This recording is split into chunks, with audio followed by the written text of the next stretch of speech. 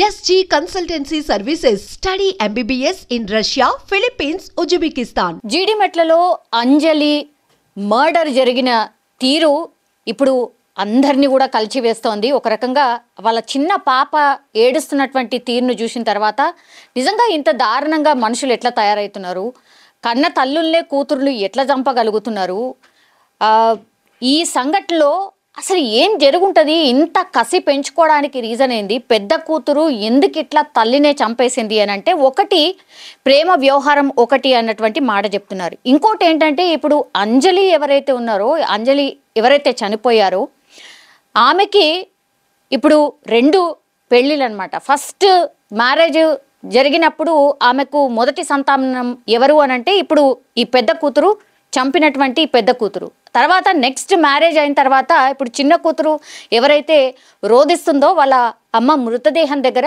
ఆమె సెకండ్ భర్తకు కలిగినటువంటి కూతురు అనమాట.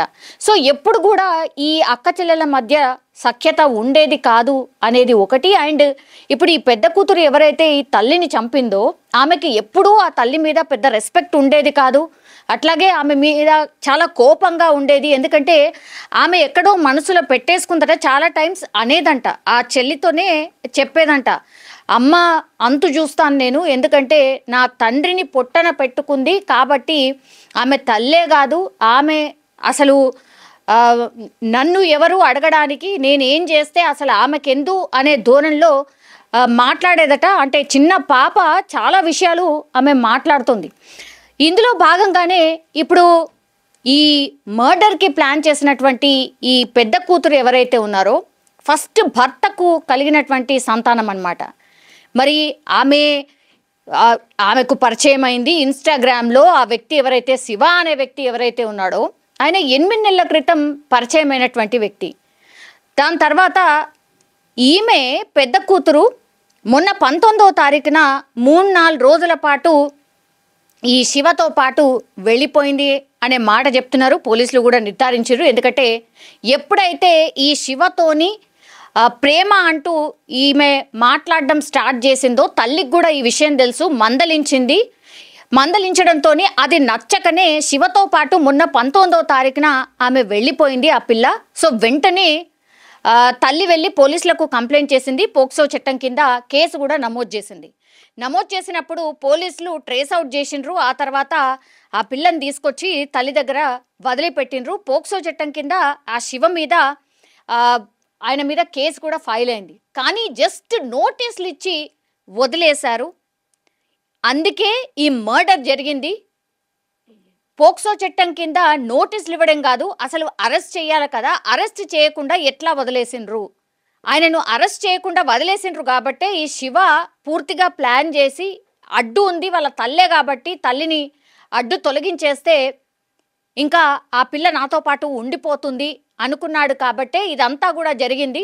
సో శివని ఆ రోజే మీరు అరెస్ట్ చేసి ఉంటే ఇంత దారుణం జరిగేది కాదు, ఇట్లా మా అక్క చనిపోయేది కాదు అంటూ ఇప్పుడు ఈ మృతురాలి అక్క చెల్లెలు ఎవరైతే ఉన్నారో వాళ్ళు మాట్లాడుతున్నటువంటి పరిస్థితి. అట్లాగే ఆ చిన్న పాప కూడా రోదన అదే. సో పోలీసుల మీద పెద్ద ఎత్తున ఆరోపణలు అయితే చేస్తున్నారు కుటుంబ సభ్యులు. మీకు అంతా తెలుసు. ఇప్పుడు ఈ వీళ్ళ ఫ్యామిలీకి ఇబ్బంది ఎవరితోనూ ఉంది అని అంటే ఆ శివ అనే అబ్బాయితోనే ఉంది.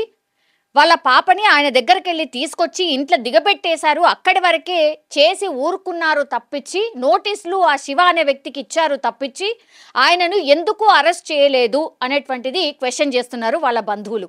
సో పోలీసుల మీద పెద్ద ఎత్తున ఆరోపణలు అయితే చేస్తున్నారు. ఇంకో విషయం వెలుగులోకి వస్తుంది ఏంటి అని అంటే ఇప్పుడు ఈ పిల్లని ఎప్పుడైతే విచారణ చేసిండ్రో ఆమె శివ అనే వ్యక్తిని బెదిరించి, నువ్వు వస్తావా మా తల్లిని చంపుతావా, లేదంటే నీ పేరు రాసి నేను ఆత్మహత్య చేసుకోవాలనా, నువ్వు ఇప్పుడు ఇమ్మీడియట్గా రా అని బెదిరించినట్టుగా కూడా ఇప్పుడు విచారణలో ఈ పిల్ల చెప్పినట్టుగా కూడా ఇంకో వర్షన్ వినిపిస్తోంది.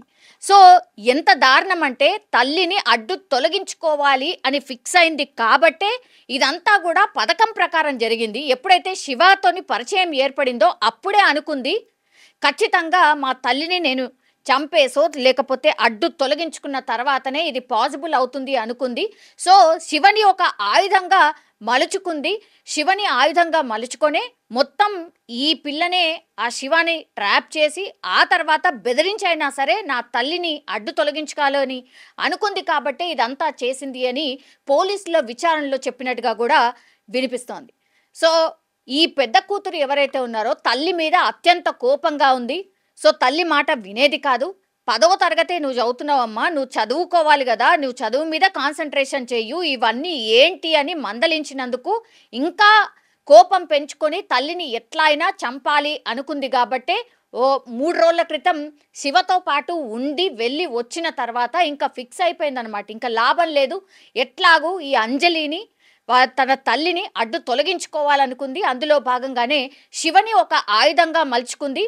అండ్ ఈ టీనేజర్స్ కూడా అత్యంత ఆవేశపరులే కాదు, మొన్న ఇప్పుడు ఆయన దగ్గర నుంచి ఈ పిల్లని తీసుకొచ్చిన తర్వాత వాళ్ళ అమ్మకు అప్పగించారు కాబట్టి ఆ కోపంలో వీళ్ళందరూ కూడా ఉన్నట్టుగా పోలీసుల విచారణలో తేలినటువంటి పరిస్థితి. ఇప్పుడు శివ తల్లి కూడా పూర్తిగా ఈమె ఎవరైతే ఈ పెద్ద పాప ఉందో ఆర్ మర్డర్ జరిగినటువంటి తీరుని వెనకేసుకొస్తుంది. అసలు ట్విస్ట్ల మీద ట్విస్ట్లు అనమాట. అసలు శివ తల్లి నువ్వు అట్లెట్లా ఆ అమ్మాయిని ప్రేమిస్తావు, అసలు నీ ఏజ్ అయినా కాదా అని ఎవరైనా ఏ తల్లైనా మందలిస్తుంది. పూర్తిగా మర్డర్లో ఇన్వాల్వ్ అయినటువంటి కొడుకుని వెనకేసుకొస్తోంది. అట్లాగే ఈ పిల్ల ఎవరైతే అంజలిని మర్డర్ చేసిందో ఆమెను కూడా వెనకేసుకొస్తుంది. ఆమె ఒకటే చెప్తుంది, వీళ్ళు చేసింది కరెక్టే, అంజలిని చంపడం కరెక్టే, ఈ విషయాలన్నీ కూడా లోతుగా మీరు విచారణ చేస్తే ఈ పిల్లనే మీకు చెప్తుంది అన్నటువంటి మాట చెప్తోంది. మరి శివ తల్లికి ఎందుకు ఇంత కోపం అనేది అర్థం కానటువంటి అంశం. సో శివ తల్లి ఆర్ శివకు సంబంధించిన ఫ్యామిలీ అందరికీ కూడా తెలిసే ఇప్పుడు ఈ మర్డర్ అంతా ప్లాన్ జరిగిందా? ఇప్పుడు శివ వాళ్ళ తల్లిని కూడా వాళ్ళ కుటుంబాన్ని కూడా అదుపులోకి తీసుకొని విచారణ చెయ్యబోతున్నారా? ఎందుకంటే ఒక మర్డర్ ఇంత దారుణంగా కన్న తల్లిని మర్డర్ చేయడానికి ఒక వ్యక్తిని ఎవరినైతే ప్రేమించానని చెప్తోందో అతన్ని పిలిపించి, అతనే కాదు వాళ్ళ తమ్ముడు పోయిండు స్పాట్కి, ఆ తర్వాత వాళ్ళ స్నేహితుడు కూడా స్పాట్కి వెళ్ళిండు. ముగ్గురు కలిసి ఆల్మోస్ట్ ఈ పిల్ల కూడా కలిసి ఆమెను అత్యంత దారుణంగా సుత్తతోని కొట్టడం కావచ్చు, చున్నీతోని బిగించడం కావచ్చు, చనిపోయింది అని అనుకున్నా లేదు ఇంకా కదులుతోంది, మళ్ళీ ఇంకోసారి రా అని చెప్పి మళ్ళీ పిలిపించి మళ్ళీ ఆ తల్లిని చంపేసి ఏదైతే చున్నీతోని బిగించి వాళ్ళ తల్లిని చంపిందో ఆ చున్నీనే తన నడుముకి కట్టుకొని ఈ పిల్ల ఎవరైతే ఈ మర్డర్ అంతా చేసిండ్రో, ఈ ప్లాన్ చేసిండ్రో ఆ పిల్ల పోలీస్ స్టేషన్లో ఇప్పటికీ కూడా తల్లిని ఏదైతే ఉరి తీసినటువంటి చున్నీ ఉంటుందో ఆ చున్నీని నడుము కట్టుకొని ఇప్పుడు ఇంకా కూడా పోలీస్ స్టేషన్ దగ్గర ఉన్నటువంటి పరిస్థితి. సో ఎంత దారుణమైన ఆలోచనలో ఆ పిల్ల మనస్తత్వం ఉంది అనేది కూడా అర్థం చేసుకోవచ్చు. ఒకటి జస్ట్ 10వ తరగతి చదువుతుంది, ఏ తల్లైనా ఎవరు చేస్తారు? ఇంకో 2-3 కొట్టడమే కాదు, అసలు ఎవరైనా ఊరుకుంటారా? ఏ తల్లైనా ఊరుకుంటుందా ఇట్లాంటి చేస్తుంటే? అదే ఈ తల్లి కూడా చేసింది, అదే ఇప్పుడు ఆమె పాలిట శాపమైంది. ఒకటి తర్వాత ఈ శివ అనే వ్యక్తిని బెదిరించి నువ్వు వస్తావా మా తల్లిని చంపుతావా లేదా, లేదంటే నీ పేరు రాసిపెట్టి నేను ఆత్మహత్య చేసుకుంటాను అని చెప్పడం వల్లనే శివ వచ్చిండా? ఇంకోటి ఇప్పుడు పోక్సో చట్టం కింద ఆ పిల్లగాడి మీద ఆల్రెడీ పోలీసులకు కంప్లైంట్ ఉంది. జస్ట్ నోటీసులు ఇచ్చి ఎందుకు వదిలేసిండ్రు, అరెస్ట్ ఎందుకు చేయలేదు అనేది 3వ పాయింట్. సో వీటన్నిటిని కూడా రైజ్ చేస్తున్నారు. ఇంకా ఈ కేసు విచారణలో ఏమేం నిజాలు బయటకు వస్తాయి, మరి వీళ్లకు సహకరించింది ఇంకెవరైనా ఉన్నారా? ఎందుకంటే శివ తల్లే చెప్తోంది కరెక్టే చేసిండ్రు అని.